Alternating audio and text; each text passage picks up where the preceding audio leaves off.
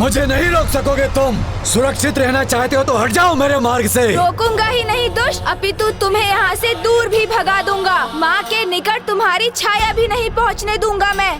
बस अब मुख से नहीं, मुष्टि प्रहार से संवाद करेंगे हम।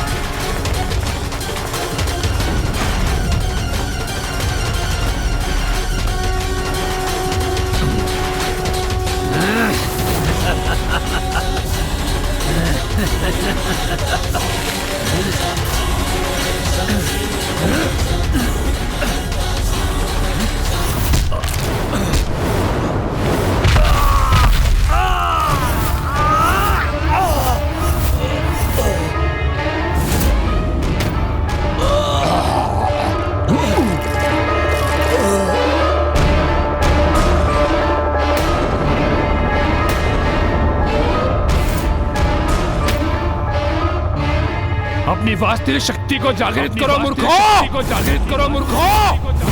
और दिखाओ इन देवताओं को कितना असाधारण सामर्थ्य है तुम्हारा।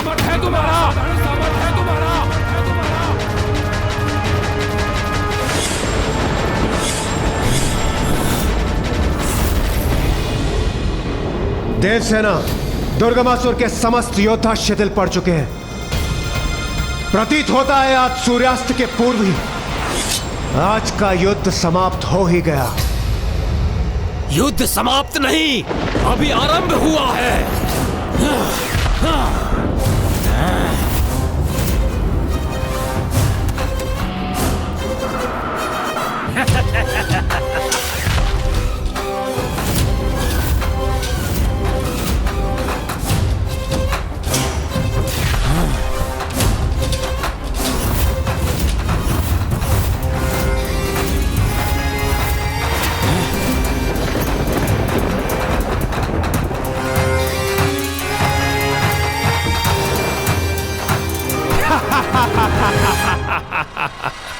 मेरे दुर्गमासुर के महायोद्धा है ये। अब ये तुम्हें पराजित करेंगे दुष्ट देवताओं।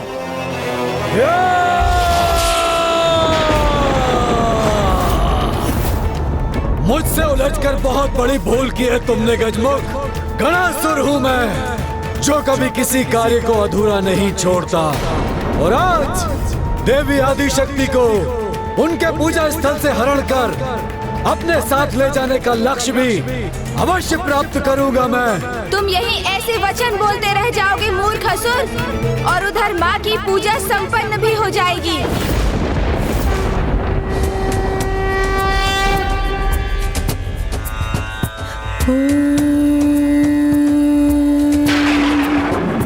त्र्यंबकं यजामहे सुगंधिं पुष्टिवर्धनम् उर्वारुकमिव बन्धनात् मृत्युर्मुक्षयमामृतात्। ॐ त्र्यंबकं यजामहे सुगंधिं पुष्टिवर्धनम् उर्वारुकमिव बन्धनात् मृत्युर्मुक्षयमामृतात्। ॐ नमः शिवाय। ऐसा प्रतीत होता है कि देवी आदिशक्ति द्वारा किए गए जलाभिषेक का जल मेघ का रूप लेकर महादेव तक पहुंच गया है, और वही मेघ उन पर बरस कर देवी आदिशक्ति की ओर से उनका जलाभिषेक कर रहा है। देवी आदिशक्ति तो जैसे दोनों स्थानों पर उपस्थित है, विंध्याचल पर्वत पर भी और कैलाश पर भी। इस अद्भुत अनुष्ठान को, समर्पण भाव से की गई इस पूजा को भला कैसे कोई रोक सकेगा। मैं गणासुर पुनः देवी आदिशक्ति की पूजा को भंग करने के उद्देश्य से आगे बढ़ रहा हूँ। मुझे रोक सकते हो तो रोक लो गजमुख।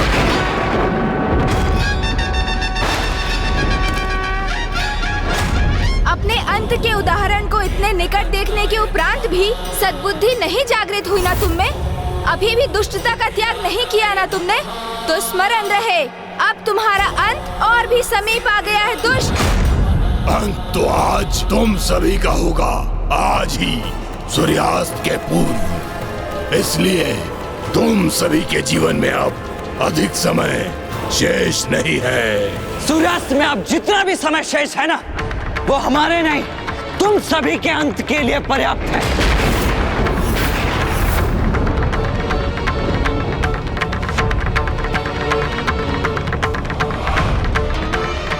मेरे आक्रमण को सहने के लिए तैयार हो जाओ गजमुख। आज सूर्यास्त के पूर्व जो भी मुझे देवी आदिशक्ति तक पहुंचने से रोकने का प्रयास करेगा, उसे आहत करूंगा मैं।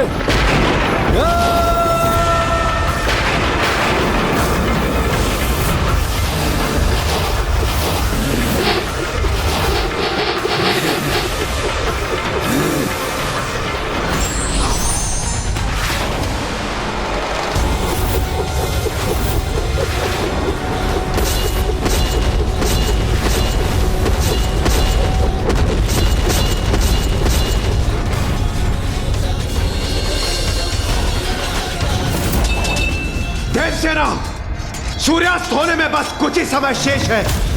हमें इन समस्त असुरों का अंत कर मां गणेश जी की सेवा में प्रस्तुत होना होगा। वो असुर अपनी 12 भुजाओं से गणेश जी पर प्रहार कर उन्हें उलझा रहा है। चिंता मत कीजिए देवराज, अच्छे कार्य के लिए मात्र इतना ही समय पर्याप्त है। विश्वास रखिए, सूर्यास्त से पूर्व हम इन सभी को पराजित करने में सफल अवश्य होंगे।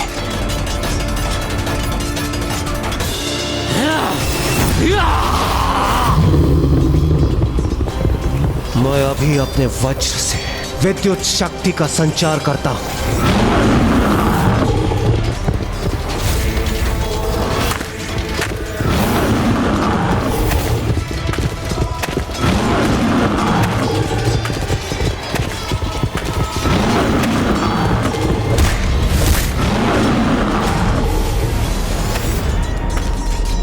आज के दिवस के अंत के पूर्व इसके जीवन का अस्त होना आवश्यक है। आज तुम्हारे लिए सूर्य सदा के लिए अस्त हो जाएगा देवताओं।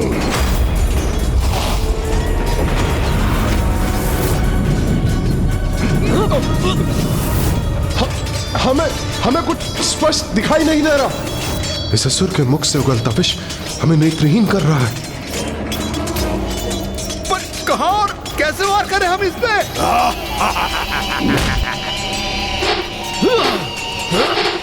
मैं विचल बुद्धि हूँ, जिसकी बुद्धि में छल और विष भरा है।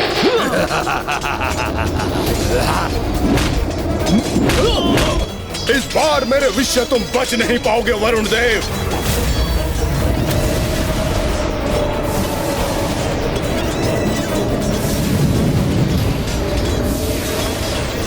ये तो मुझे स्वयं पर लक्ष्य साधने का अवसर ही नहीं दे रहा है।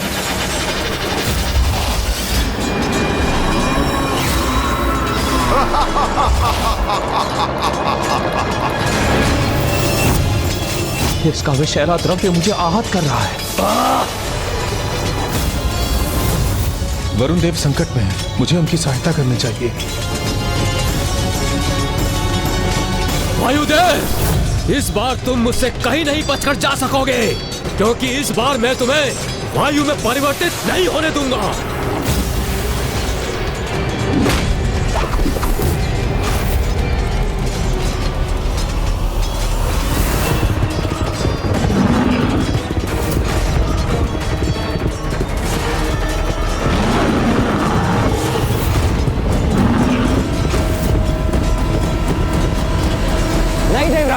आप देव सेना की सुरक्षा सुनिश्चित कीजिए और सूर्यास्त होने से पूर्व ही इस युद्ध स्थल को इन असुरों से रिक्त कर दीजिए। इस असुर से तो मैं स्वयं निपट लूंगा।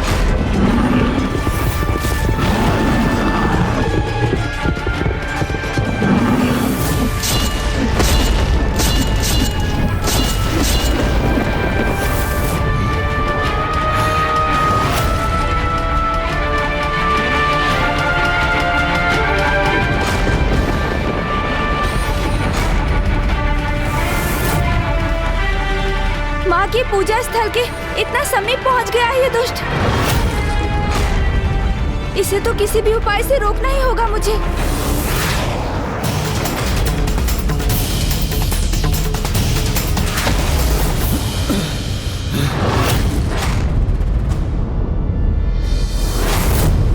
अरे वाह, इतनी लंबी छलांग लगा दी तुमने, फिर भी मुझे नहीं रोक पाओगे तुम। अब देखते हैं मेरी गति का सामना करने की शक्ति है तुम में अथवा नहीं।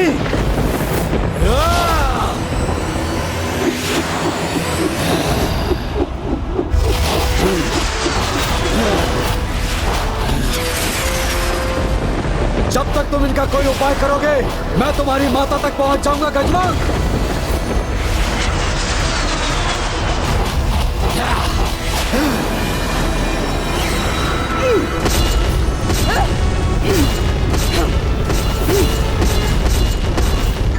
छल से युद्ध करना तो हम असुरों का स्वभाव है। यदि ये देवता बल से हमारा सामना करने में सक्षम है भी तो क्या, किंतु मेरे सेनापतियों के कपट कौशल को कदापि पराजित नहीं कर सकेंगे। आपकी योजना है ये असुर सम्राट? हाँ असुर सम्राट, और इस योजना को तो सफल होना ही है। बस इतना ही तो चाहिए मुझे कि गणासुर उस देवी आदि शक्ति तक पहुंचकर उसे मेरे समक्ष प्रस्तुत करे।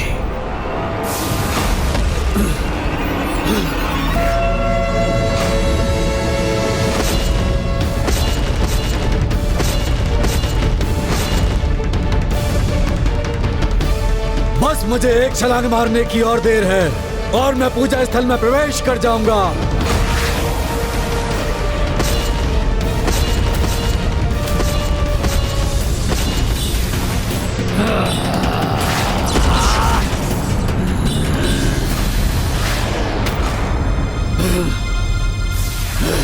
ये सुरक्षा कवच गणासुर को नहीं रोक पाएगी। अभी ध्वस्त कर देता हूं इसे।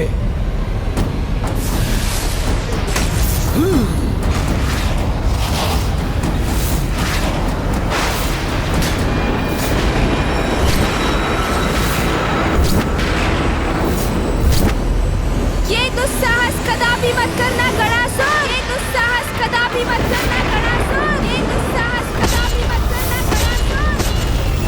ओह, तो ये मेरा भ्रम मात्र था, किंतु कोई बात नहीं। अभी इस गजमुख को रोककर अपने भ्रम को वास्तविकता में भी बदल देगा ये गणासुर।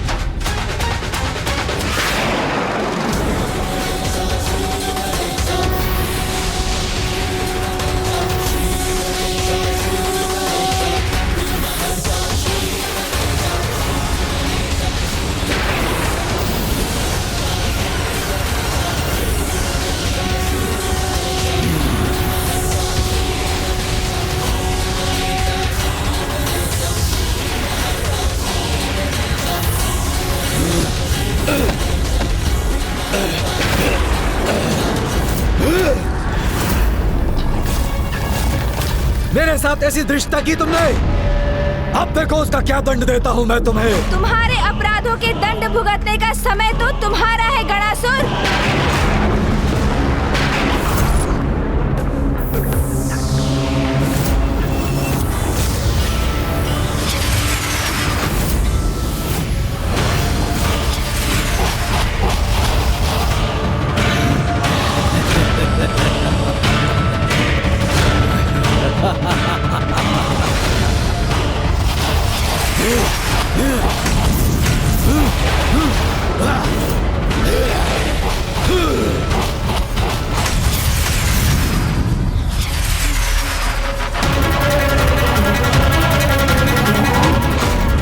मैं अकेला था, तुम अपनी सूंड की सहायता से रोकने में सफल हुए थे गजमुख, किंतु जब मैं अपने ही समान 12 गणासुरों में विभक्त हो गया हूँ, तो मेरे इन 12 प्रतिरूपों को कैसे रोक सकोगे तुम?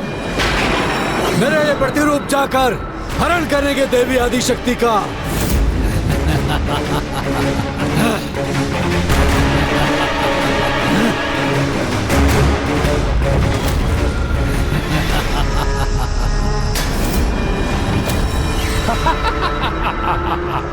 अब अवश्य सफल होगा गणासुर।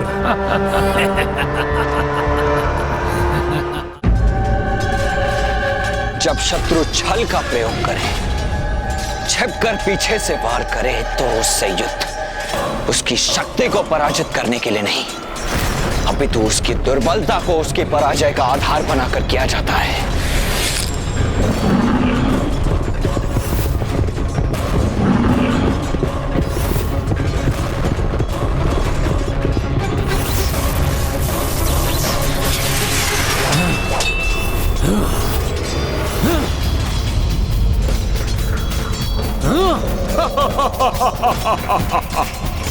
ये दुष्ट अपना विषैला द्रव्य बाहर फेंक कर स्वयं पीछे हट रहा है, जिससे कि ये उसके संपर्क में न है। अर्थात इसकी शक्ति ही इसकी दुर्बलता भी है। तो मुझे उसी को अस्त्र बनाकर इसे शीघ्र अतिशीघ्र पराजित करना होगा, क्योंकि सूर्यास्त में अब अधिक समय शेष नहीं है।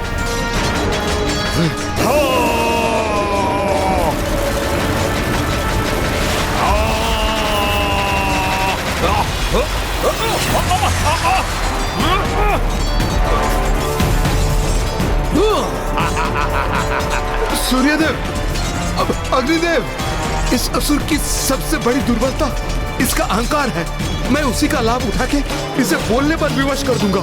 उसके पश्चात केवल उसका स्वर सुनकर हम उस पर लक्ष्य साधेंगे, और इसी प्रकार आज के युद्ध की समाप्ति से पूर्व ही हम उसे परास्त कर देंगे।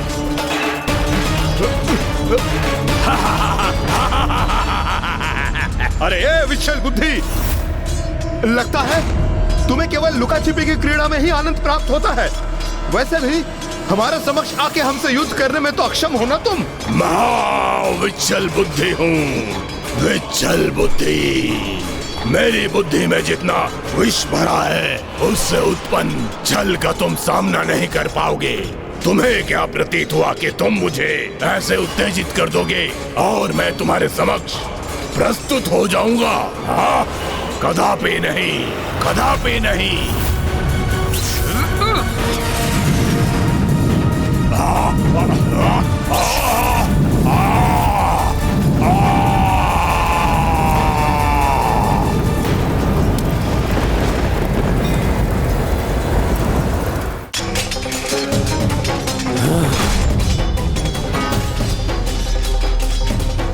यदि ये कुछ भी विभक्त कर सकता है तो स्वयं को भी तो कर सकता है।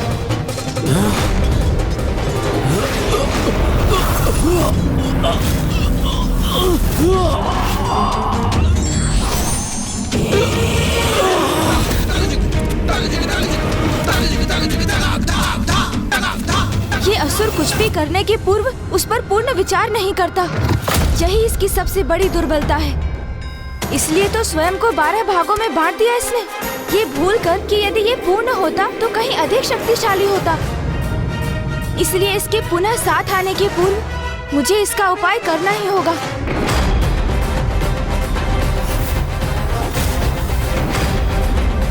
अब तुम अपने स्थान से तनिक भी हिले तो अंत हो जाएगा तुम्हारा दुष्ट।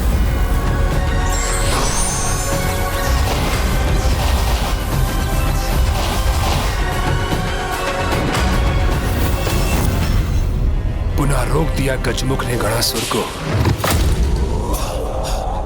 और मेरे अन्य योद्धा भी महासंकट में है।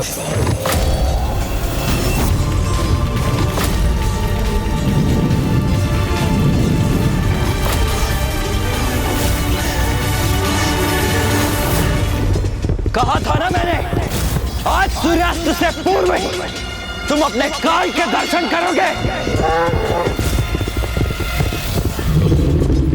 जय मां विंध्यवासिनी, जय मां आदिशक्ति।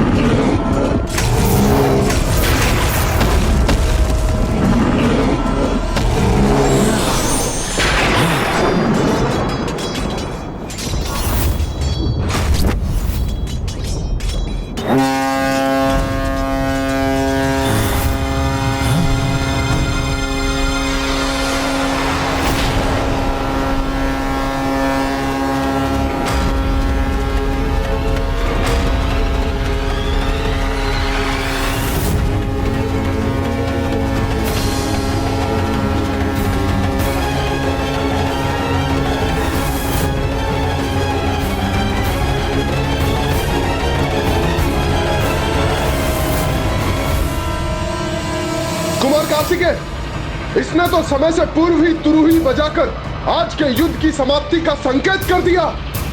अब हम क्या करें?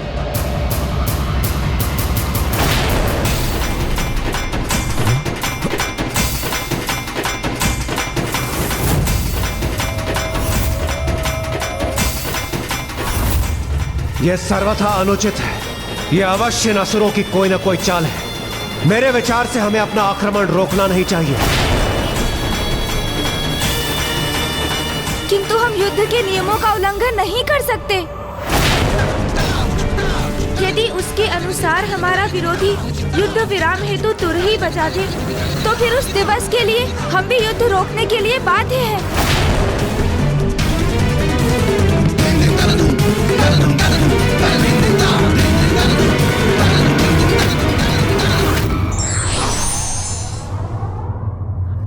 अनुशासन ही व्यक्ति को महान बनाता है, वो चाहे शांति के समय उसका पालन करे या फिर भयंकर युद्ध के समय ही।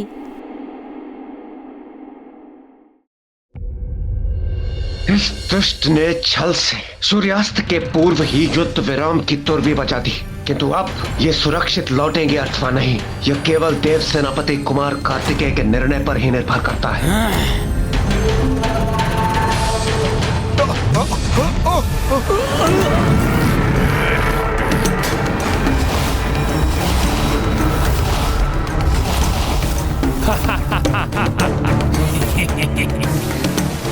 मुझे तो यही ज्ञात था देवताओं।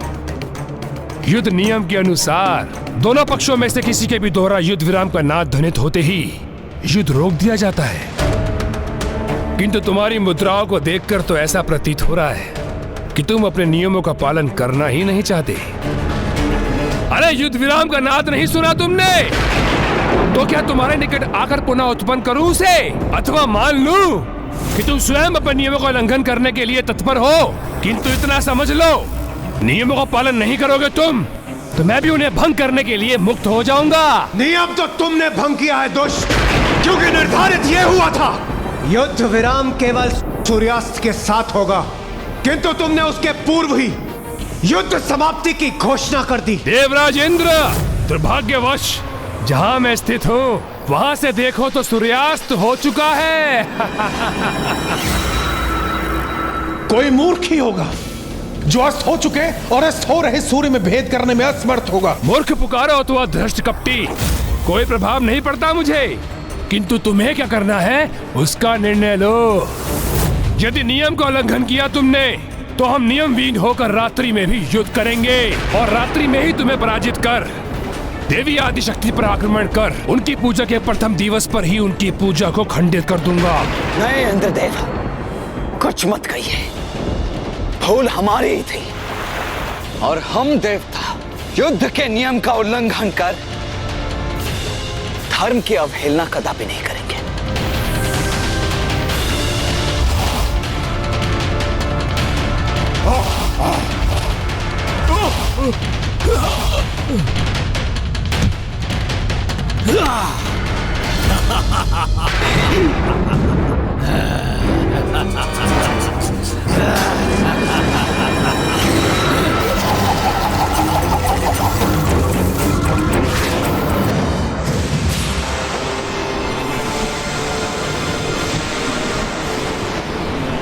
मैंने कहा था ना गजमुख, तुम्हें पराजित करने के लिए तुम्हारे नियमों को ही अपना अस्त्र बनाऊंगा मैं।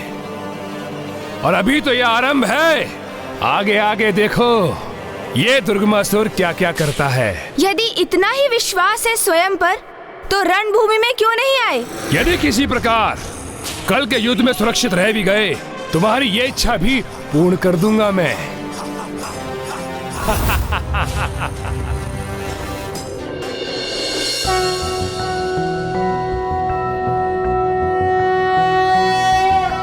सौराष्ट्रे सोमनाथं च श्रीशैले मल्लिकार्जुना नागेशं दारुकावने सेतुबन्धे च रामेशं भुष्मेशं च शिवालये।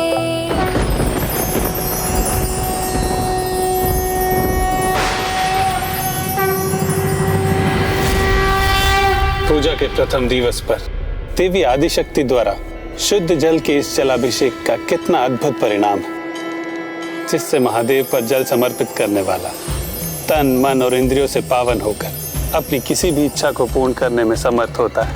और देवी आदिशक्ति तो स्वयं प्रकृति स्वरूपा है, इसलिए उन्होंने जलाभिषेक कर न केवल स्वयं को अपितु संपूर्ण जगत को पवित्र, शुद्ध और जीवंत कर दिया है।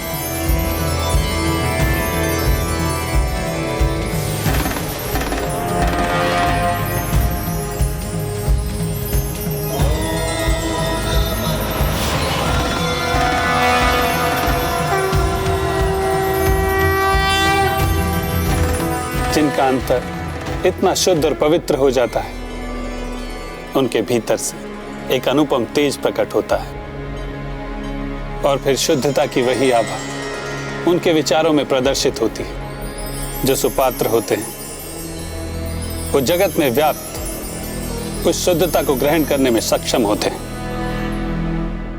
किंतु कुपात्र उसे नकार कर अस्वीकार कर देते हैं।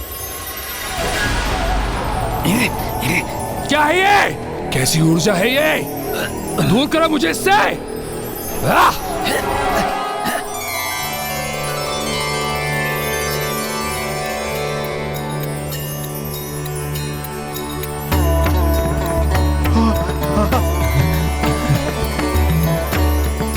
आश्चर्य है, द्वेष और क्रोध की जो नकारात्मक भावनाएं उन असुरों के प्रति थी, वो अकस्मात ही लुप्त हो गई और मेरे भीतर अपार दिव्य ऊर्जा एवं विचारों की शुद्धता का आभास हो रहा है। मुझे ये अवश्य माँ के द्वारा किए गए जलाभिषेक का ही परिणाम है। हाँ गणेश, मुझे भी एक अद्भुत शांति का आभास हो रहा है। ऐसा प्रतीत हो रहा है जैसे एक और दिवस के युद्ध के लिए हमारे भीतर अतिरिक्त ऊर्जा और शक्ति का संचार हो गया है। अनुज गणेश, गणासुर को माँ की पूजा में बाधा डालने से रोककर तुमने बहुत उचित कार्य किया, क्योंकि अब उन असुरों से युद्ध के लिए एक नवीन स्फूर्ति से भर गई है देवसेना। ये तो देवी आदि शक्ति के प्रथम दिवस के जलाभिषेक का ही परिणाम भर है और आगामी 2 दिवसों में वो तीनों जलाभिषेक संपन्न कर लेंगी, अर्थात दुग्ध और गन्ने के रस को शिवलिंग पर समर्पित कर भस्म आरती पूर्ण करेंगी, तो उनकी पूरी शक्ति जागृत होगी और फिर चाहे कोई भी असुर हो, कितना भी शक्तिशाली क्यों ना हो, उनके अथवा उनकी सेना के समक्ष कदापि नहीं टिक सकेगा।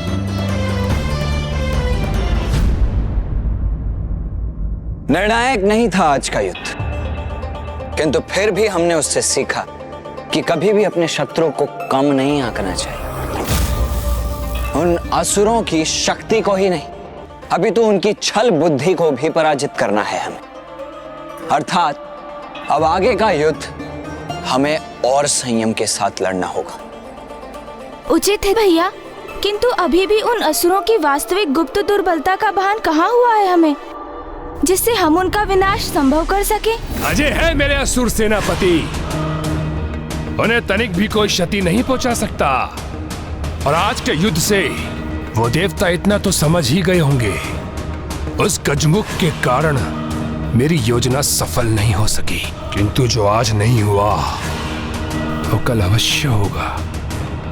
कल के दिवस स्वयं तामसिक माता मेरी सहायता करेगी, तब देखता हूँ वो गजमुख भला क्या करता है। तुम कहना क्या चाहते हो अनुज गणेश? यही भैया कि आपका शक्ति वेल जो कठोर से कठोर शिलाओं को भी भेद सकता है, वो उस दुष्ट अभेदी को तनिक भी क्षति नहीं पहुंचा सका।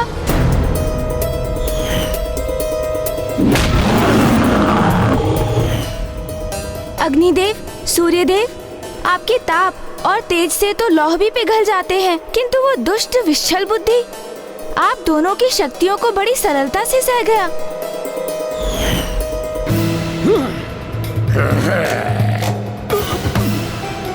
और वायुदेव, वरुण देव, इंद्रदेव, आपके अस्त्र भी उन दुष्ट असुरों का संहार करने में असफल रहे। अवश्य इन सभी के पास कोई ऐसा वरदान है जिससे ये सुरक्षित रह सके। हम उन्हें क्षति पहुंचाने में सफल तो हुए, किंतु भैया अभी भी हमें उनके अंत का कोई उपाय ज्ञात नहीं। और यही कारण है कि दुर्गमासुर ने इन्हें अपने महायोद्धा सेनापति पद पर उन सभी को स्थापित किया है, क्योंकि इन सभी की मृत्यु का कोई ना कोई भेद अवश्य है। अर्थात जब तक हम उनका भेद ज्ञात नहीं कर लेते, हम हमारे शत्रु को केवल आहत ही कर पाएंगे, उनका अंत नहीं कर सकेंगे। और ये युद्ध इसी प्रकार चलता रहेगा। गणेश जी, आप यही कहना चाहते हैं ना? माँ की 2 दिवसों की पूजा अभी शेष है, और किसी भी अवस्था में इन 2 दिवसों में हमें इन असुरों का अंत कर माँ के कार्य को सरल बनाने का प्रयास करना है।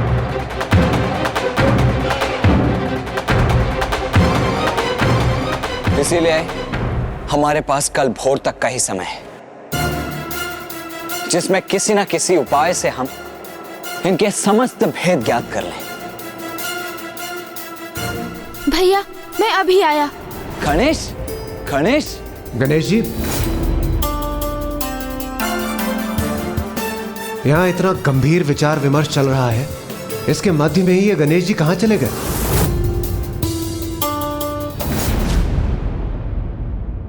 असुर सम्राट, हमें सचेत रहना होगा। वो देवता अवश्य कोई चतुराई करेंगे। आज की निराशा के उपरांत वो शांत नहीं बैठेंगे। हाँ असुर सम्राट, विशेष रूप से वो गजमुख अत्यधिक चतुर प्रतीत होता है। मेरे विचार से हमें वहां जाना चाहिए और वहां जाकर उनके समाचार को प्राप्त करना चाहिए। तो मेरे समझ खड़े होकर क्या बिनबिना रहे हो? तत्काल जाओ और उन देवताओं की योजना ज्ञात करो। जी महाराज, जी महाराज।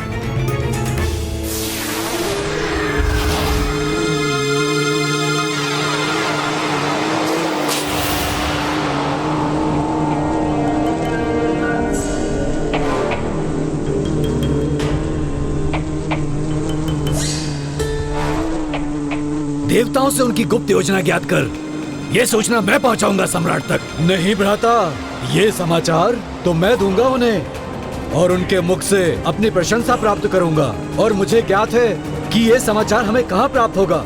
जिस शिविर में वो कल थे, आज भी हमें वहीं मिलेंगे।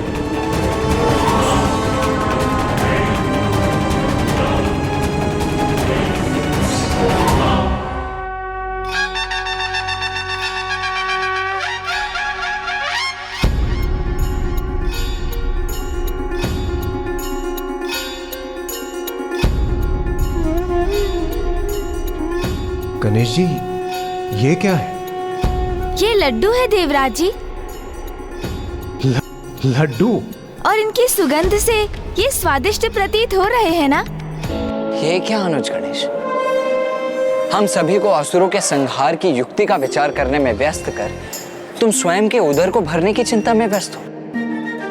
नहीं नहीं भैया, मैं तो उसी समस्या को लेकर गंभीर चिंतन कर एक निष्कर्ष पर पहुंचा हूँ। लड्डू, ये है तुम्हारा निष्कर्ष? हाँ भैया, ये है असुरों की समस्या का अत्यंत सटीक समाधान, उनसे उनका भेद ज्ञात करने का उपाय।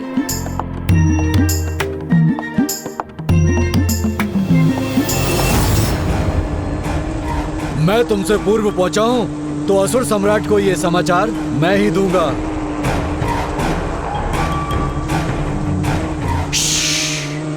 ध्यान से सुनो, कुछ सुनाई दे रहा है मुझे। ये कैसा उपाय है गणेश? दिवस में युद्ध और रात्रि में शांति, यही निश्चित हुआ था ना भैया। तो मैं इन लड्डुओं के साथ असुरों के शिविर में शांति संदेश लेकर जाऊंगा।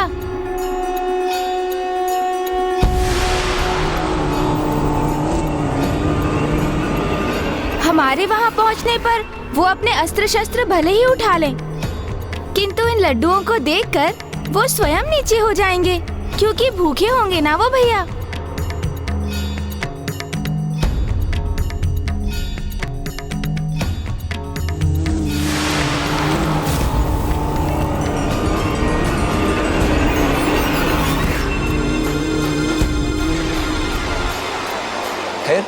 फिर हम उन्हें अपने लड्डुओं से ललचाकर, अपने मीठे मीठे शब्दों से उन्हें भ्रमित कर, उनके सभी भेद स्वयं हमें बताने पर विवश कर देंगे उन्हें। बस इतनी सरल है मेरी योजना।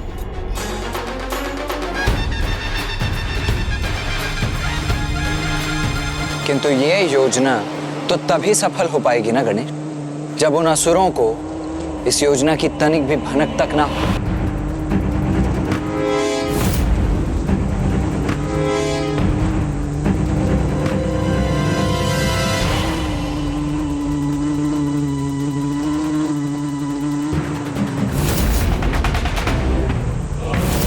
यहाँ तो कोई नहीं, रिक्त है ये स्थान।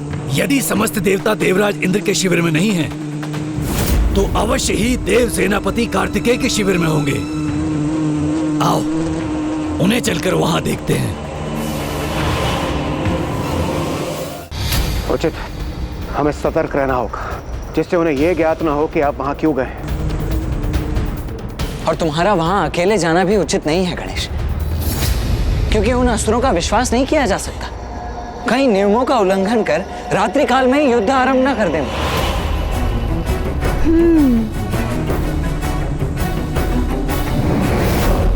गणेश, तुमने अनेकों बार प्रमाणित किया कि कठिन परिस्थितियों में शांतिपूर्वक विचार करने से किसी भी समस्या का समाधान निकल ही आता है। इसीलिए मैं भी तुम्हारे साथ चलूंगा। उचित है भैया, एक से भले फिर दो।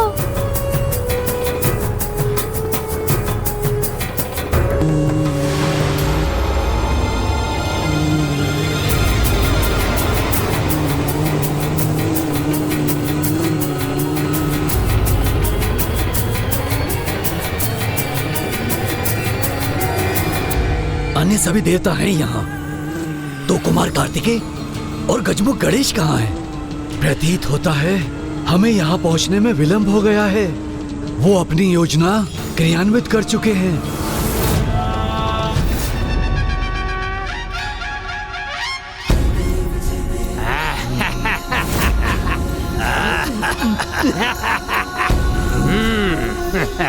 इन्हें ऐसे उत्सव मनाते देखकर तो यही प्रतीत हो रहा है भैया, जैसे ये युद्ध में विजय प्राप्त कर चुके हो। ये भ्रम है उनका गणेश। अहंकार ने जिसकी दृष्टि बाधित कर दी,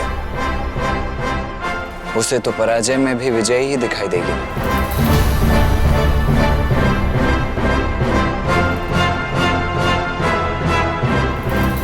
आज के समान मेरे सेनापति पुनः विजयी हो और देवताओं की टोली उन्हें तनिक भी क्षति ना पहुंचा सके और देवी आदि शक्ति तक पहुंचने का उपाय प्राप्त हो। उनके प्रथम दिवस की पूजा संपन्न तो हो चुकी होगी, किंतु 2 दिवस की पूजा को मैं बाधित कर सकूं, उसके लिए मुझे तामसिक माता की सहायता लेनी होगी। अब मैं सर्वशक्तिशाली हूं। युद्ध में विजय प्राप्ति के लिए अपनी उस शक्ति का प्रयोग कैसे करूं, इसमें तो वही मेरा मार्गदर्शन कर सकती है।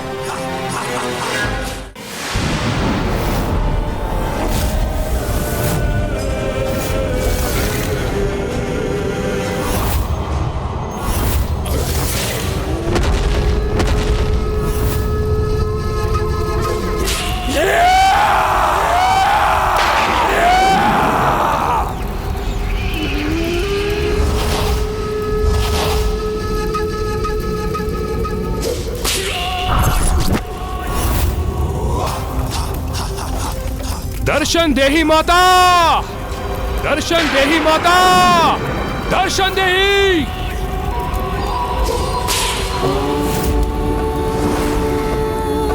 नमः शिवाय।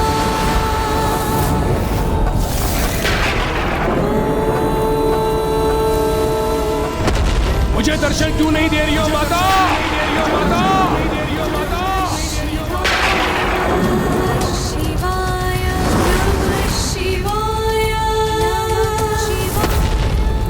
मेरा स्वर नहीं पहुंच रहा क्या आप सब? नहीं पहुंच रहा क्या आप सब? नहीं पहुंच रहा क्या आप सब? माता, माता, माता। ओम नमः शिवाय। दर्शन देही माता, दर्शन देही, दर्शन देही, दर्शन देही।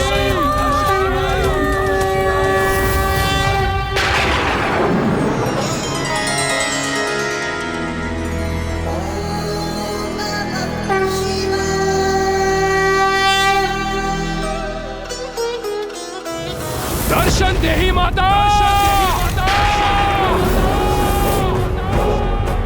दर्शन देही माता, दर्शन देही माता, दर्शन देही। आज इस दुष्ट की पुकार तामसिक माता तक कदापि नहीं पहुंच सकेगी, क्योंकि तामसिक माता माँ के साथ पिताश्री अर्थात जगत पिता महादेव की पूजा में लीन है।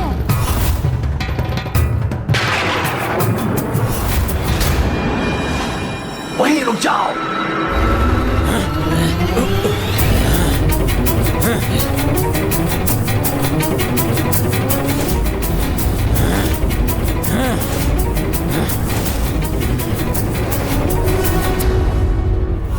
अरे अरे, हम यहाँ युद्ध करने के लिए नहीं आए हैं असुर जी, जो आप ऐसे सावधान हो गए।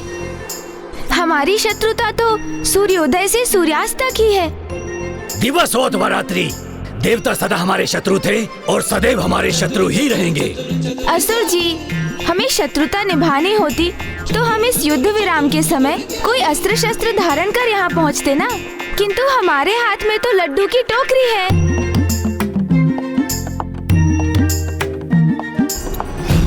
मुझे विश्वास है प्यास तो आपकी अवश्य बुझ गई होगी, किंतु भूख तो लगी होगी ना। तो लीजिए, खाइए लड्डू।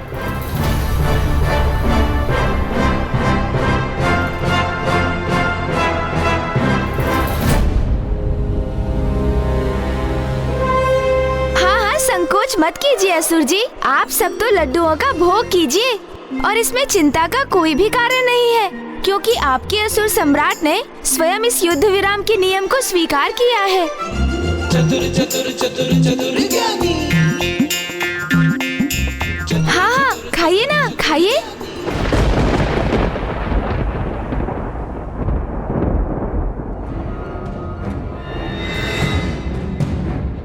ये सभी तनाव में तो हैं, किंतु कोई किसी से किसी प्रकार का संवाद नहीं कर रहा है। ऐसे में कैसे ज्ञात होगा कि वो दोनों जो यहाँ दिखाई नहीं दे रहे हैं, वो कहाँ अदृश्य हुए हैं? कभी ना कभी तो इनमें से किसी का धीरज टूटेगा ही, और वो कुछ कहकर इनका रहस्य तो अवश्य उजागर करेगा। किंतु कहीं उसमें अत्यधिक विलंब ना हो जाए और वो दोनों जिस भी प्रयोजन के लिए जहां भी गए हैं उसमें सफल ना हो जाएं।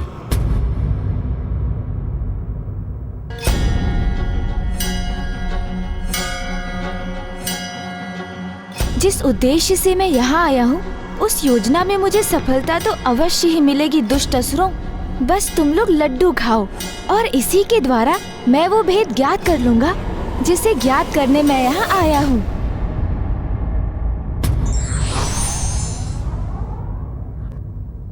कभी कभी कठिन से कठिन प्रतीत होने वाला कार्य भी एक सरल युक्ति से सिद्ध हो सकता है। ओहो, आप सभी को लड्डू चाहिए, किंतु यहाँ जितने असुर हैं, लड्डू उनसे कहीं कम है, तो फिर इन्हें कैसे बांटें? हाँ, एक उपाय है।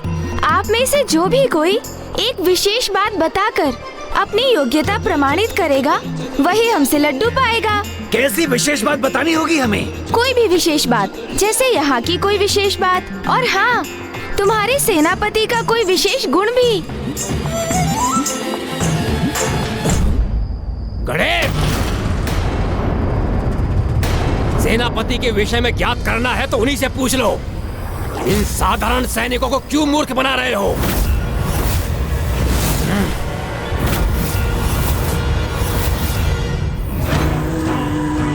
मुझे ऐसा आभास हो रहा है जैसे प्रथम पूज्य गणेश जी और कुमार कार्तिक के किसी संकट में हमें उनकी सहायता हेतु उन असुरों के शिविर में प्रवेश करना होगा। ये संकेत तो प्राप्त हो गया हमें कि कहाँ हैं वो दोनों। आप व्यर्थ ही चिंता कर रहे हैं। वो युद्ध करने नहीं, मात्र सेनापतियों के मृत्यु भेद ही तो ज्ञात करने गए हैं। हम यही उनकी प्रतीक्षा करेंगे। आप कुमार कार्तिकेय और गणेश जी पर विश्वास रखें, और वैसे भी संशय संकट बनकर ही प्रकट होता है। विनाश लोचन भ्राता, हमें शीघ्र लौटना होगा। हाँ भ्राता नाशलोचन, और असुर सम्राट को इनके छल के प्रति सचेत करना होगा।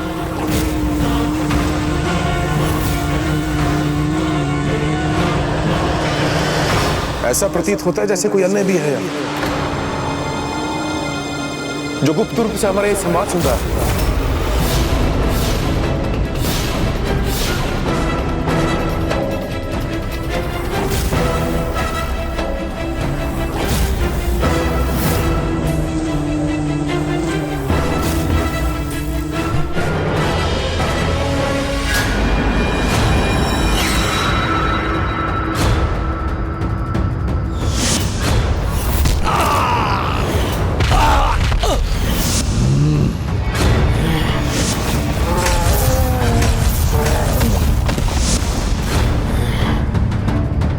अनुज गणेश, सावधान हो जाओ, स्थिति विकट होने की पूर्ण संभावना है यहाँ।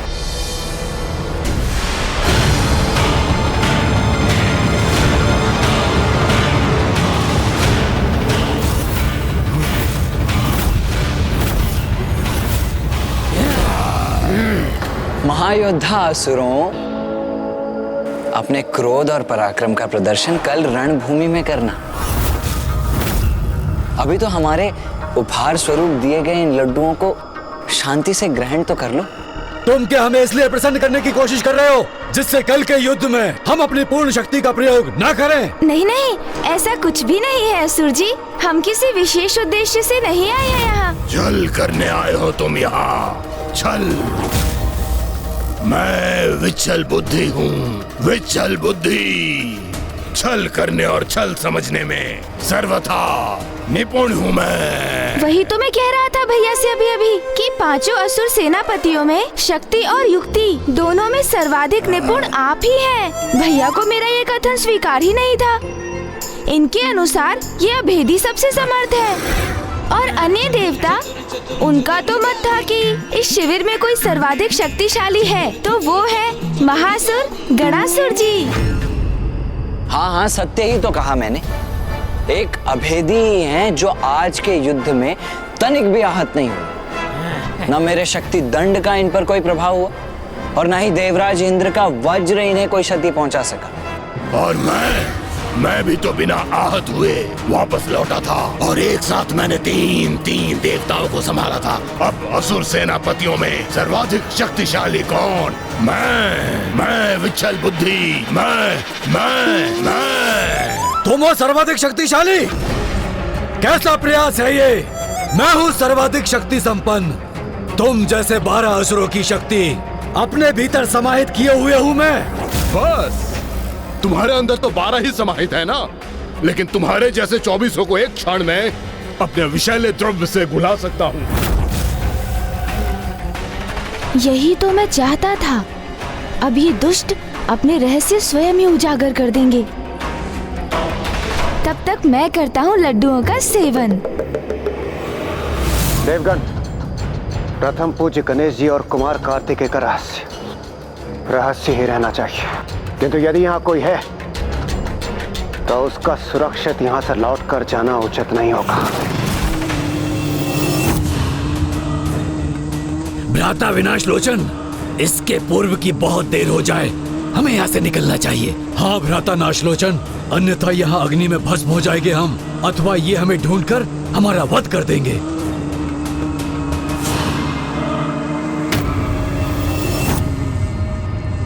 देवगण,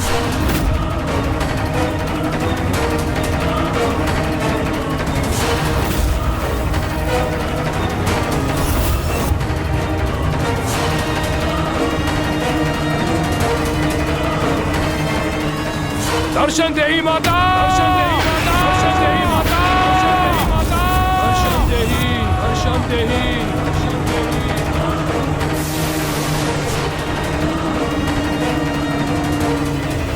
दर्शन देही माता, दर्शन देही माता, दर्शन देही माता, दर्शन देही, दर्शन देही।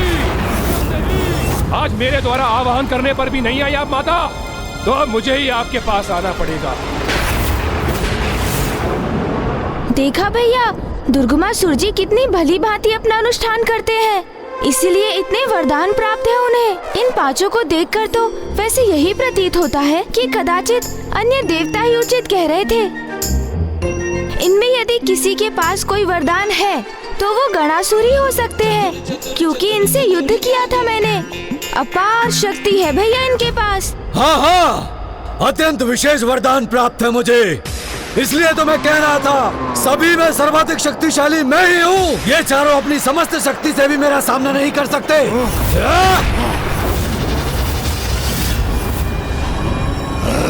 हम चारों अपनी संयुक्त शक्ति से भी नहीं कर सकते तुम्हारा सामना।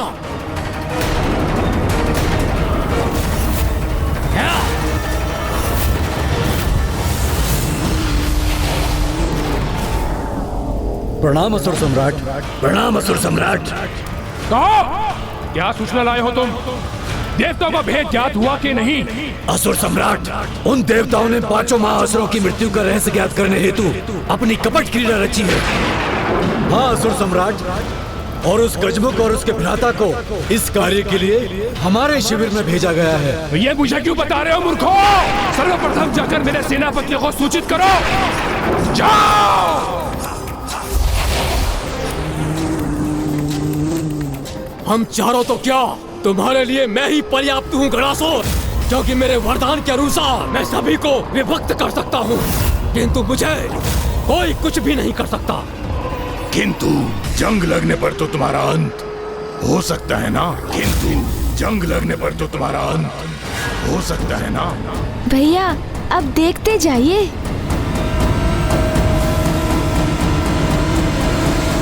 हम शीघ्र सावधान करेंगे उन्हें। किंतु मेरा अंत कोई नहीं कर सकता। स्वयं अग्निदेव और सूर्यदेव भी मुझे क्षति नहीं पहुंचा सके, स्वयं वो भी। परंतु मैं कर सकता हूँ तुम्हारा अंत, क्योंकि मुझे तुम्हारे गुप्त रहस्य भली भांति ज्ञात है। सभी अष्टभुजा जीवों के समान तुम्हारे भीतर भी 3 हृदय हैं, और अगर तीनों को एक साथ नष्ट कर दिया जाए तो तुम्हारा अंत भी निश्चित है। और मैं अपने विषैले द्रव्य से पल भर में सभी का अंत कर सकता हूँ। किंतु मेरा नहीं तुम मुखा, मेरा नहीं, अभेदी हूँ मैं। कोई अस्त्र शस्त्र मुझे भेद नहीं सकता, किंतु तुम्हारे अंत के लिए तो बस कोई अस्त्र तुम्हारे एक मुख से भीतर जाके दूसरे मुख से बाहर आ जाने के बाद ही तुम ढेर हो जाओगे, किंतु मुझे कोई ढेर नहीं कर सकता। मैं अभेदी हूँ, तुम सबसे शक्तिशाली हूँ मैं।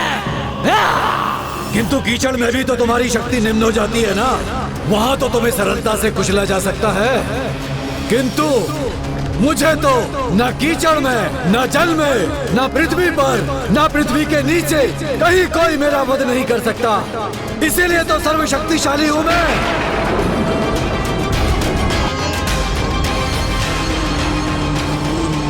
गणासुर, यदि तुम्हारे 12 प्रतिरूप तुमसे विभक्त हो जाए और वो एक होने से अस्वीकार कर दे, और यदि एक एक करके उन 12 का वध किया जाए तो तुम्हारी मृत्यु तो निश्चित है, और यदि तुम्हारी मृत्यु निश्चित है तो तुम सर्वशक्तिशाली कैसे हुए? तो इसलिए जाके कह दो देवताओं से, क्योंकि ये अभेदी ही सर्वशक्तिशाली है।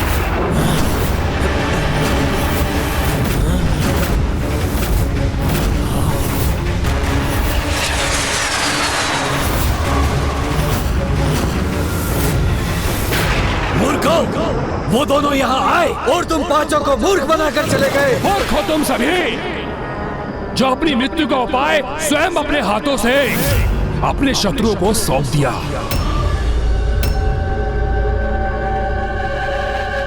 अब इस प्रकार मुंह लटकाने से क्या होगा? सूर्योदय होने में भी अभी कुछ समय शेष है।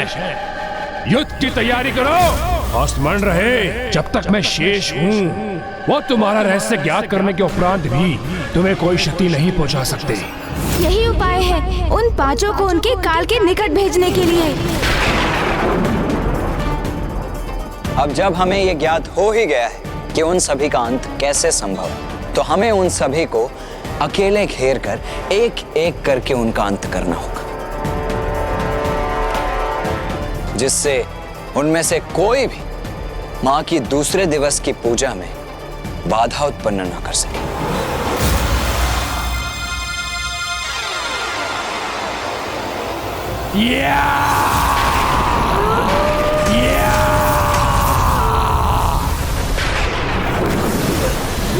मैंने अपने अनुष्ठान से अपार शक्ति प्राप्त की है। उसमें से आंशिक शक्ति मैं तुम सभी को प्रदान कर रहा हूँ, जो तुम्हारा सुरक्षा कवच बनकर तुम्हारी सुरक्षा करेगी।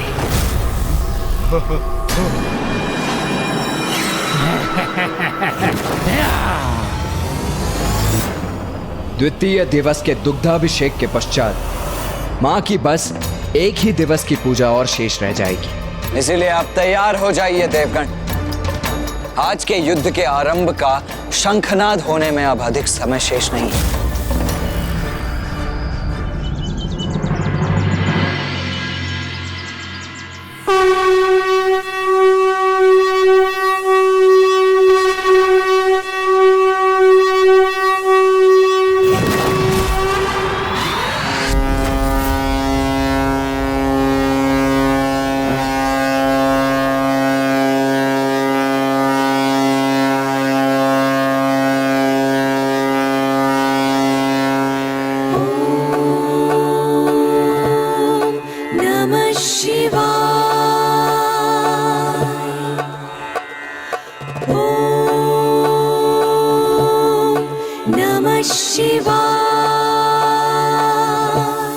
दुग्ध अभिषेक दीर्घ आयु और सुरक्षा प्रदान करता है और अकाल मृत्यु और अन्य अनिष्ट से सुरक्षित रखता है।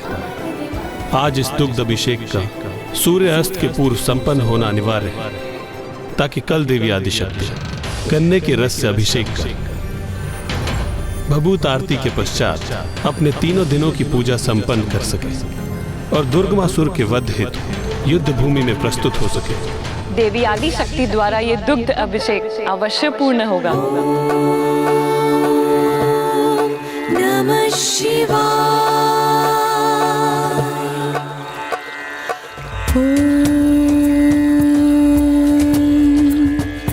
त्र्यंबकं यजामहे सुगंधिं पुष्टिवर्धनम् उर्वारुकमिव बन्धनात् मृत्युर्मुक्षयमामृतात्। यहाँ सभी परस्पर युद्ध में व्यस्त रहेंगे और मैं सूर्यास्त होने से पूर्व देवी आदिशक्ति की पूजा को भंग कर ही रहूंगा।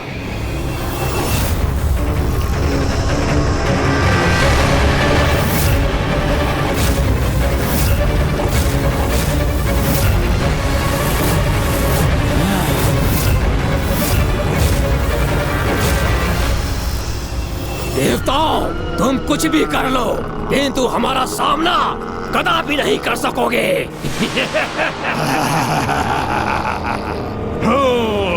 इनकी मृत्यु का भेद हमें ज्ञात हो चुका है।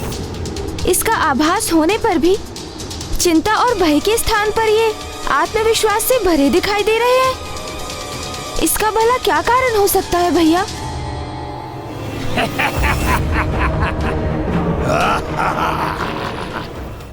युद्ध का नाद तो मैं ध्वनित कर चुका हूं देवताओं, तो फिर एक टुक क्यों देख रहे हो? ओ, समझा? अपनी माता उस देवी आदिशक्ति की प्रतीक्षा कर रहे हो क्या? हम तो तुम्हारी सेना को एक अवसर दे रहे थे दुर्गमासुर, कि वो अभी भी पीछे हटकर अपनी रक्षा कर ले, किंतु इन्हें देखकर तो ऐसा प्रतीत होता है कि तुम्हारी भांति ये भी अपने विनाश को आतुर हो रहे हैं। तो उचित है तो इनकी ये इच्छा भी पूर्ण किए ही देते हैं।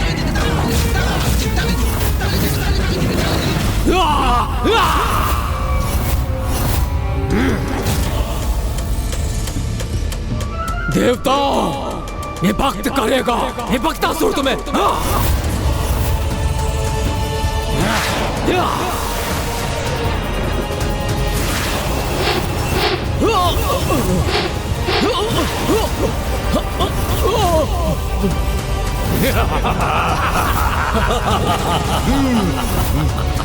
विभक्तासुर का अंत तो तभी निश्चित होगा जब उसकी तंत्रिका तंत्र में जंग उत्पन्न हो जाएगी और उसके लिए हमें जल और वायु तत्व की आवश्यकता पड़ेगी। अर्थात ये कार्य हमें ही करना होगा वायुदेव। ये कार्य तो मैं सहर्ष करूंगा वरुणदेव।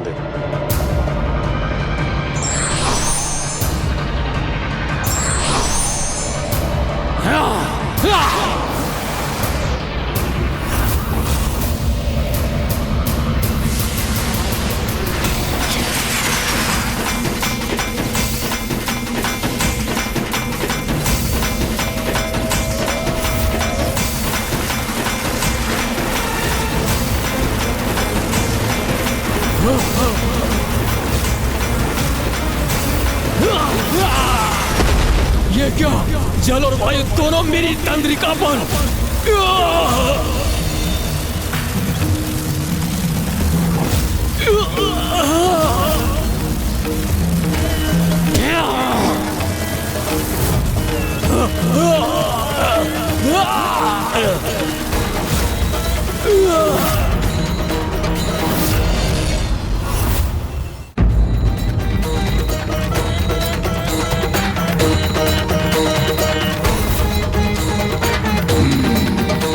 अष्टभुज होने के कारण विश्चल बुद्धि के 3 हृदय हैं,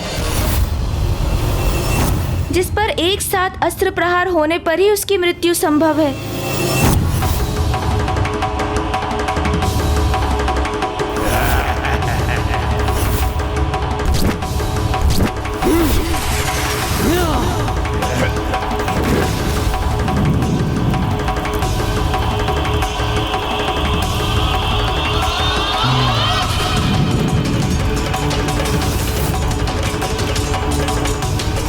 धन्यवाद अग्निदेव। आपकी अग्नि के प्रभाव से मुझे उसके 3 हृदय स्पष्ट दिखाई दे रहे हैं।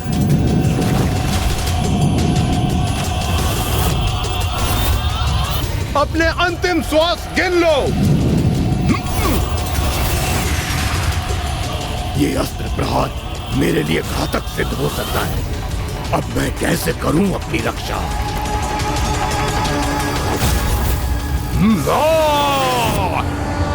दुमुखासुर के वध हेतु अस्त्र को उसके एक मुख से प्रविष्ट कर उसके दूसरे मुख से निकालना होगा।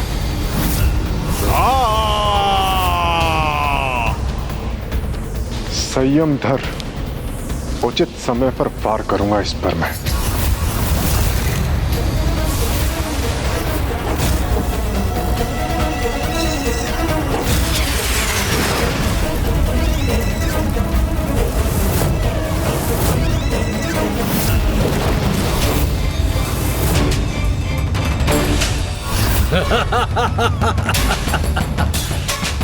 देखो गजमुख, देखो मेरी 12 भुजाएं 12 भयंकर अस्त्रों के समान हैं।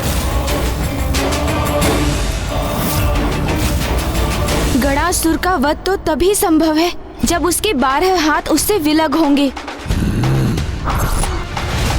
और अब ये विलग होकर रहेगा।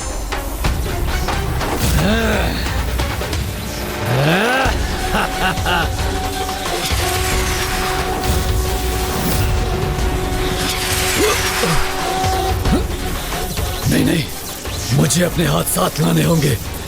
तुम्हारा वध मैं नहीं, माँ का खड़ग करेगा।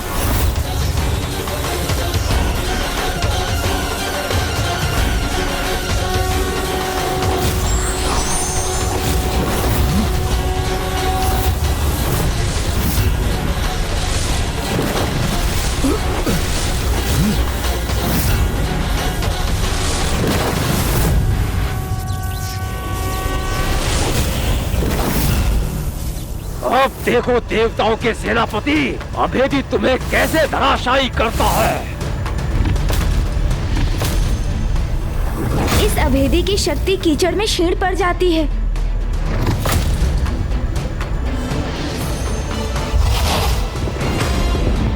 जय मां आदिशक्ति।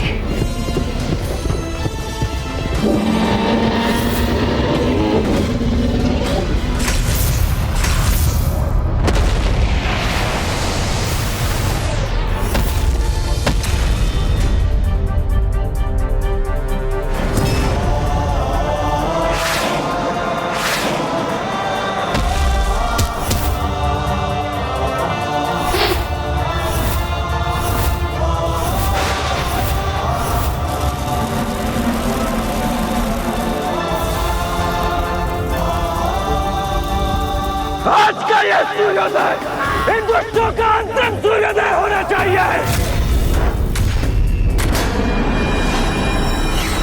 कितने भी प्रयास कर लो किंतु मेरे महायोद्धा सेनापतियों को तनिक भी क्षति नहीं पहुंचा पाओगे।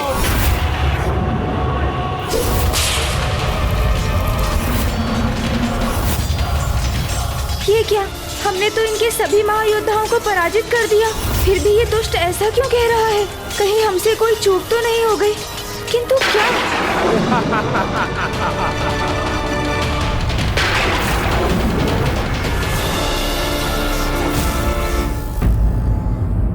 भूल किसी से भी हो सकती है, किंतु महत्वपूर्ण ये है कि व्यक्ति को उस भूल के बारे में विचार करना छोड़ तत्काल उसके सुधार में लग जाना चाहिए।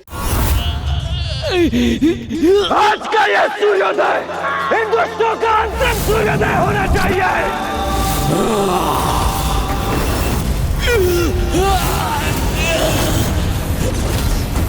कितने भी प्रयास कर लो किंतु मेरे महायोद्धा सेनापतियों को तनिक भी क्षति नहीं पहुंचा पाओगे। आज मात्र क्षति नहीं पहुंचाएंगे हम, अभी तो इन दुष्टों का अस्तित्व ही मिटा देंगे।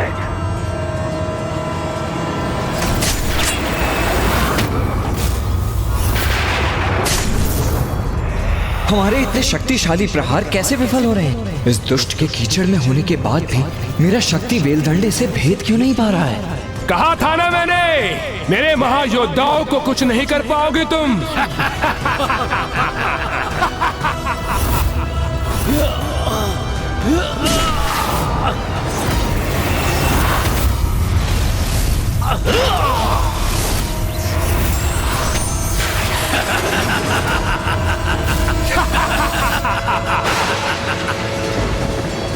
ये क्या वरुण देव, हमारी शक्तियां असुरों को हाथ क्यों नहीं कर पा रही हैं?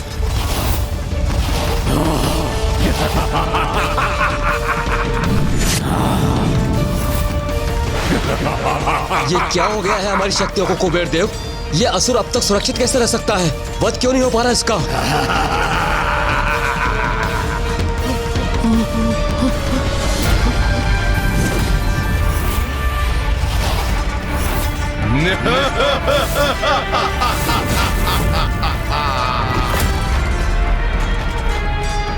इनकी मृत्यु का रहस्य तो हमें इनसे ही प्राप्त हुआ था, फिर भी ये सुरक्षित क्यों है? क्या हुआ गजमुख? स्तब्ध क्यों रह गए? क्या प्रतीत हुआ था तुम्हें? अपनी चतुराई का प्रदर्शन कर हमारे भेद ज्ञात कर लोगे और हमें आहत करने में सफल होगे तुम, किंतु अब तुम्हारी युक्ति तुम्हीं पर भारी पड़ेगी।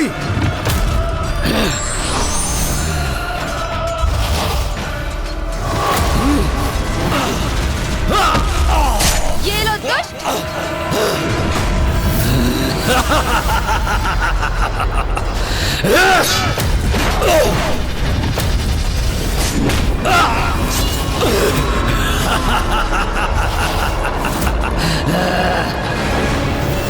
इसके चारों ओर ये कैसी ऊर्जा है?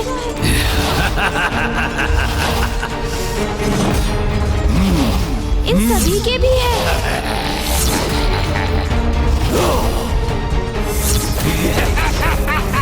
प्रतीत होता है कोई आसुरी शक्ति इनका कवच बनकर इनकी रक्षा कर रही है, अर्थात इन्हें आहत करने हेतु सर्वप्रथम इस कवच रूपी ऊर्जा को नष्ट करना होगा।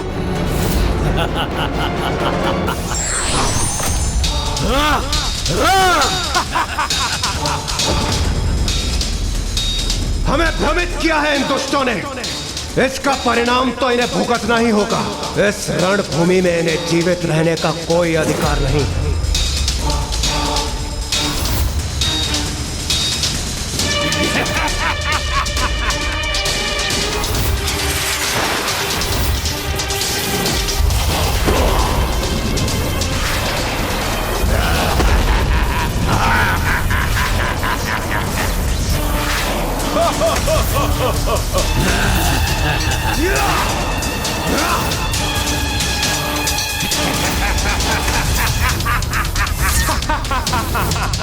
हमारे संयम का बहुत लाभ उठा चुके हो तुम दोस्तों, अब उसे भंग करने का परिणाम भी भुगतो।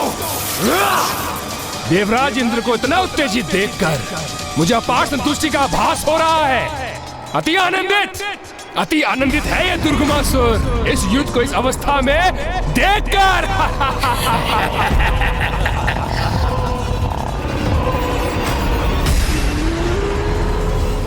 एक बात सदा स्मरण रखना, कभी भी पर्याप्त विचार किए बिना स्वयं को युद्ध में नहीं झोंकना चाहिए। पूर्ण सोच विचार के उपरांत उचित योजना के साथ ही युद्ध करने से युद्ध में सफलता प्राप्त होती है। माँ ने प्रसाद रूप में हमारे भीतर संयम का संचार किया था, इसलिए देवराज इंद्र संयम त्याग कर युद्ध नहीं कर सकते, क्योंकि इस युद्ध में माँ की पूजा के प्रत्येक चरण का अवश्य कोई विशेष महत्व है। अपनी पूजा के माध्यम से वो परोक्ष रूप में निरंतर हमारा मार्गदर्शन कर रही है।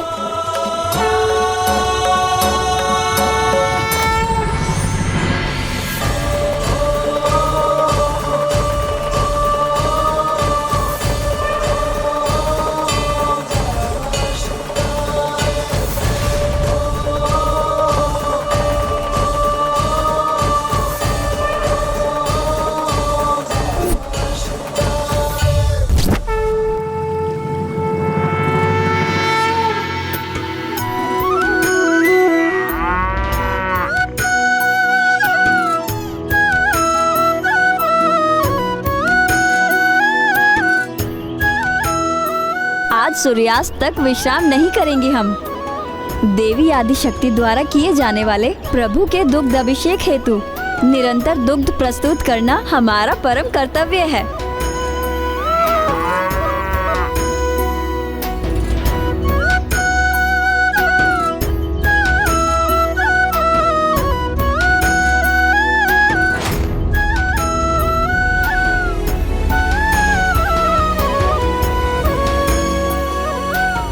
देवी आदिशक्ति के दुग्ध अभिषेक पूजा में ये गोपियां जिस प्रकार एक कतार में खड़ी होकर अपने श्रम दान से उसे पूर्ण एवं सफल करने में लगी हैं, ये दृश्य तो वास्तव में बहुत दिव्य और अनुपम है।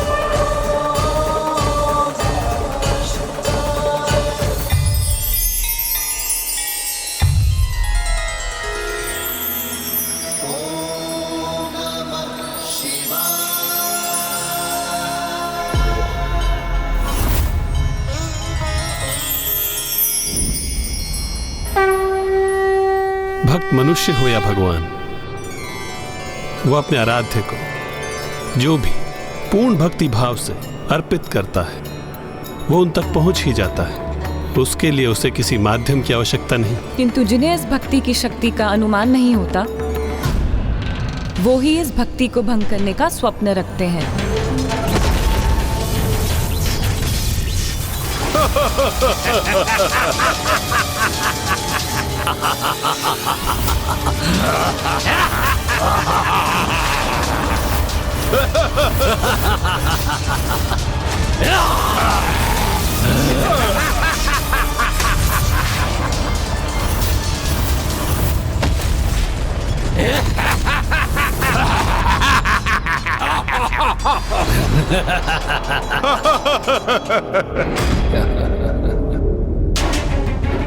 देवताओं ने अमृत पान किया हुआ है और मेरे महायोद्धा मेरे सुरक्षा कवच के कारण सुरक्षित है, तो एक घमासान युद्ध निरंतर यूं ही चलता रहेगा।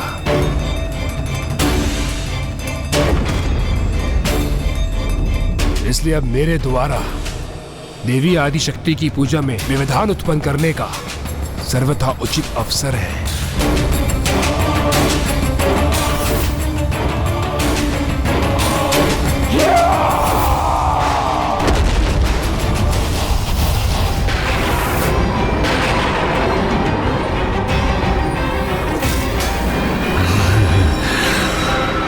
मेरे प्रतिरूपो,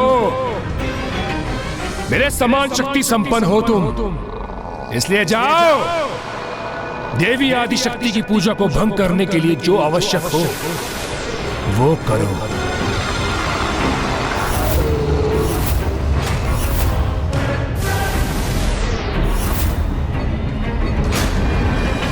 बस एक भटकाव उत्पन्न करने की आवश्यकता है, जो मेरे सेनापति करेंगे। मेरी ऊर्जा का एक भाग तो उनके भीतर है ही, बस उनमें वृद्धि करने की ही आवश्यकता है।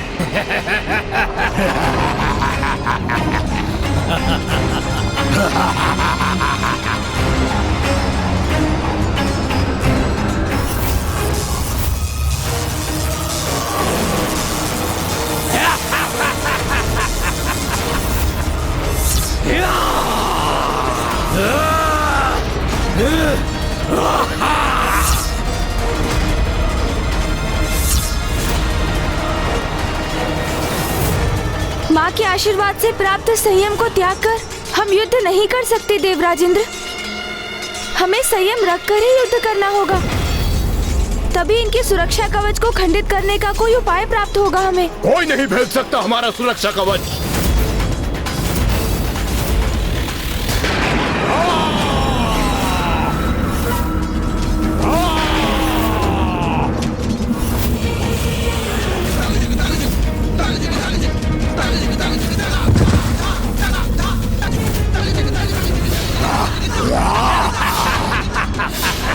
हमें अपनी सेना के समक्ष क्रमबद्ध होकर बिना असुरों से उसकी सुरक्षा करनी होगी।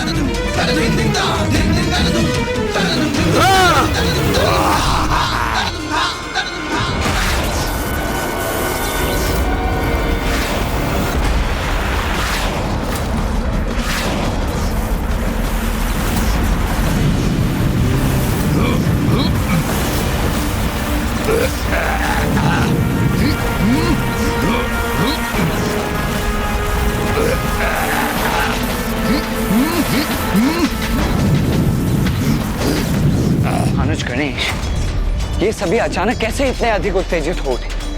हम पर इनका आक्रमण इतना सशक्त क्यों?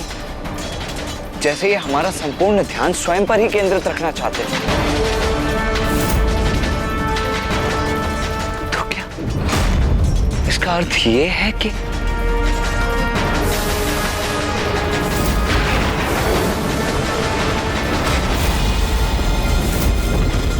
दुष्ट दुर्गमासुर हमें भ्रमित कर रहा है। हमें यहाँ इनके साथ उलझाकर वो माँ के दुग्ध अभिषेक को भंग करने का प्रयास करना चाहता है।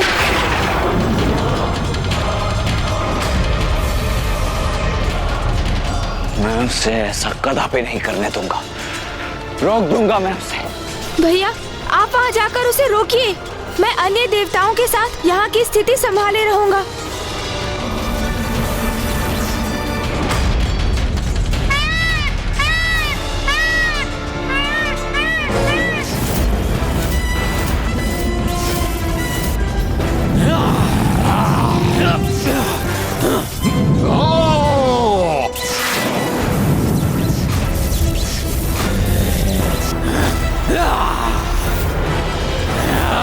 प्रथम पूज्य गणेश जी, आपने संयम धरकर युद्ध करने के लिए कहा था। इस प्रकार हम अपना संयम कैसे रखें? इन पर तो हमारी शक्तियों का कोई भी प्रभाव नहीं हो रहा है। हमें शीघ्र कोई समाधान करना होगा, अन्यथा ये दुष्ट हाहाकार मचा देंगे और देव सैनिक ऐसे ही आहत होते रहेंगे। गणेश जी, इस प्रकार तो इन्हें रोकना बहुत कठिन है।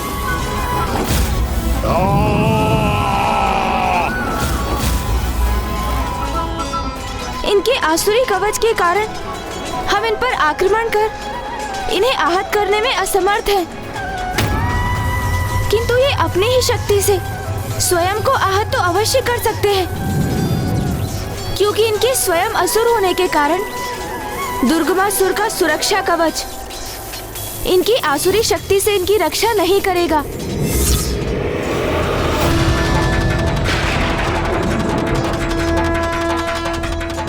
अर्थात हमें इनसे एक दूसरे पर आक्रमण कराना होगा। हाँ सूर्यदेव, और ये करना तो अधिक कठिन नहीं होना चाहिए, क्योंकि असुर होने के कारण संयम इनका स्वभाव नहीं, और जो युद्ध में संयम धारण नहीं करते वो कोई ना कोई भूल तो अवश्य ही कर बैठते हैं, इसलिए इसके पूर्व कि ये हमारी सेना को और क्षति पहुंचाए, हमें किसी प्रकार इन्हें देव सेना से दूर खींचना ही होगा।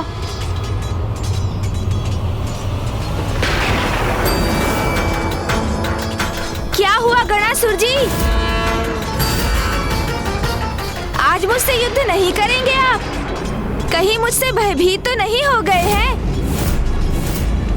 उचित है। तुम्हारी चुनौती सुनकर बहुत आनंद आया मुझे। तुम्हारी चुनौती स्वीकार है मुझे।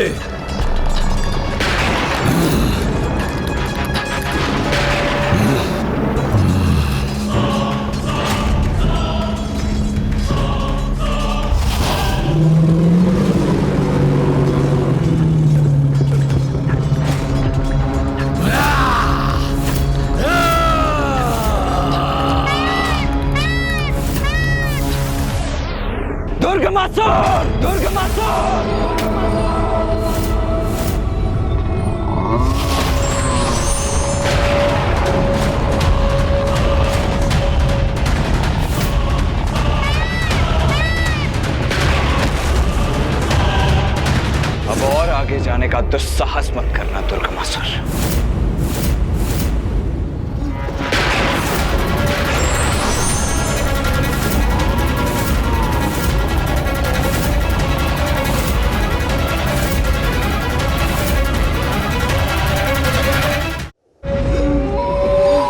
दुर्गमासुर से युद्ध करने के लिए बहुत तत्पर हो रहे हो तुम, तो लो सहो मेरा वार।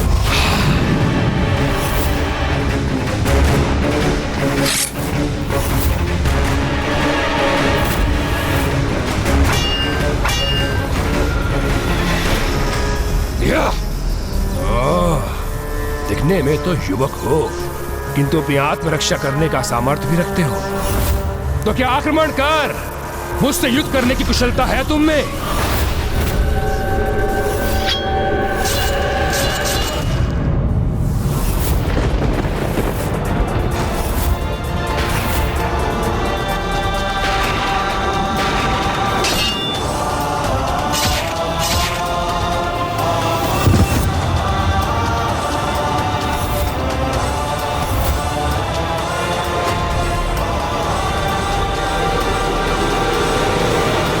मेरा वध करना इतना सरल नहीं है, सरल नहीं है, सरल नहीं है।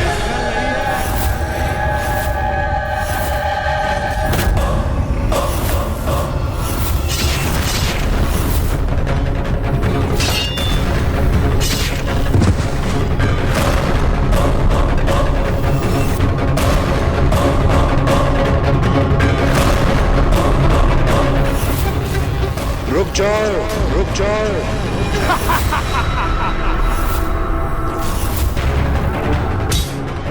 व्यर्थ में ही स्वयं को थका रहे हो तुम युवक। कदाचित तुम्हें मेरे वरदान का ज्ञान नहीं है। आप मुझे ये वरदान दीजिए कि मेरी मृत्यु एक स्त्री के हाथों से ही हो, किंतु वो ऐसी स्त्री हो जिसने वर्षों तक अपनी पलकें न झपकाई हो। जैसी तुम्हारी इच्छा वत्स। तथास्तु, तथास्तु। इसका रूप हो अथवा प्रतिरूप, इसका अंत तो मां के हाथों ही नियत है।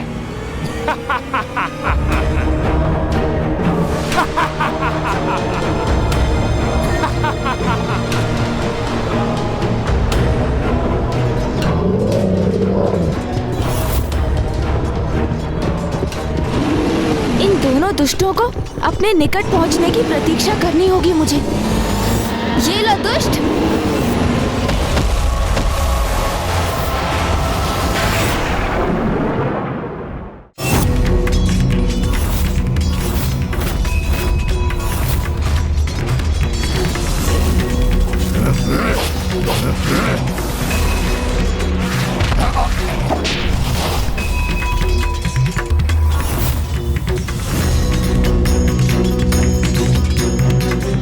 शीघ्र मैं वहां पहुंचूंगा और अपना कार्य सिद्ध करूंगा।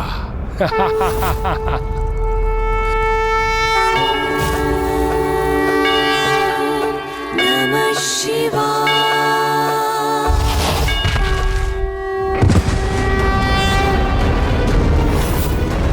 तुम्हारे जैसे दुष्ट असुर के लिए ऐसे पवित्र स्थान पर प्रवेश करना इतना सरल नहीं है दुष्ट।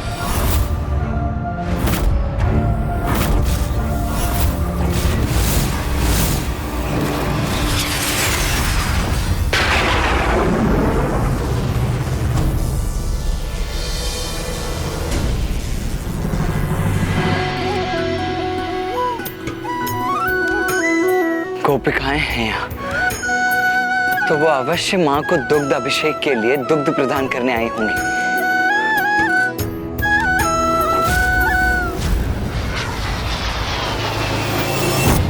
इसका इससे आगे बढ़ना संभव प्रतीत तो नहीं हो रहा है, इसीलिए मेरे यहाँ रुकने का कोई लाभ नहीं है। मुझे युद्ध भूमि में लौटना चाहिए।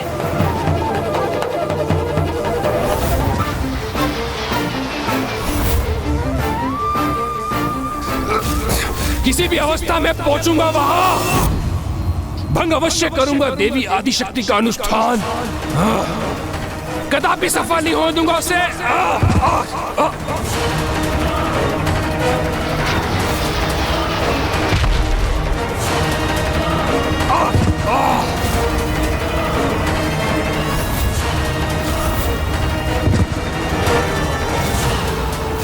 मंदिर अथवा पूजा स्थल से तो लौटते समय भी उसकी ओर पृष्ठ नहीं करनी चाहिए, और ये दुष्ट तो अपनी पृष्ठ पूजा स्थल की ओर करके ही उसकी ओर बढ़ रहा था, तो इसे तो मुंह के बल गिरना ही था।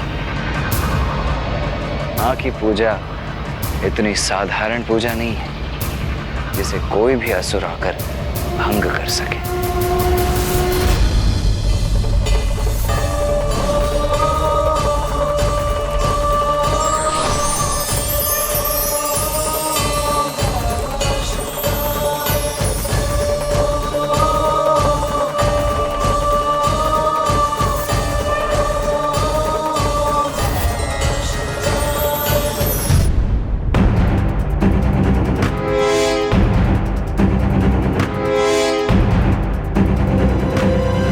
कैसा मूर्ख है ये, इसे इतना भी ज्ञात नहीं कि माता की पूजा का ये प्राथमिक स्थान है और यहाँ मात्र और मात्र नारी का ही प्रवेश है। ये क्या कर रही हो तुम सब? देख नहीं रहे हो, पूजा के लिए दुग्ध उपलब्ध करवा रहे हैं हम।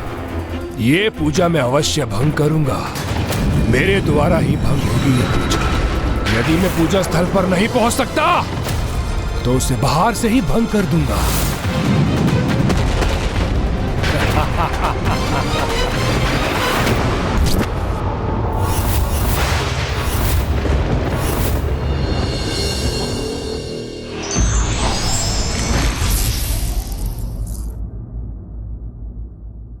पापी व्यक्ति कभी ईश्वर की लीला को समझ नहीं पाता, इसलिए वही अज्ञानता भविष्य में उसके विनाश का कारण भी बनती है।